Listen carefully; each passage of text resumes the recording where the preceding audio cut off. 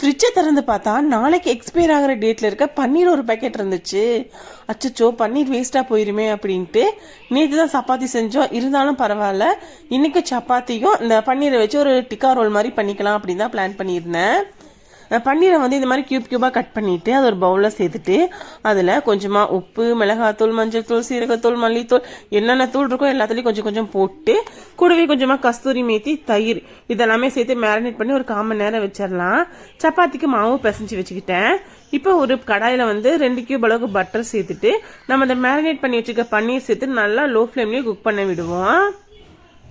இப்ப பாதி குக் ஆனதுக்கு அப்புறமா நம்ம கட் பண்ணி வச்சிருக்க வெங்காயம், தக்காளி, குடமிளகாய் இதெல்லாமே சேர்த்து நல்லா வதக்கி விட்டுக்குவோம். வெங்காயம் வந்து ஃபுல்லா குக் ஆகாம ஓரளவுக்கு குக் ஆகி இருக்கணும். அப்பதான் வந்து கிரன்ச்சியா நல்லா இருக்கும்.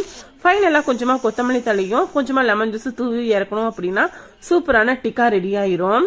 சப்பாத்தி சுட்டு மேல வந்து கொஞ்சமா மயோனைஸ், சில்லி சாஸ் எல்லாமே சேர்த்து ஸ்ப்ரெட் பண்ணிட்டு ரோல் பண்ணி எடுத்தோம்னா சூப்பரான பன்னீர் டிக்கா சப்பாத்தி ரோல்.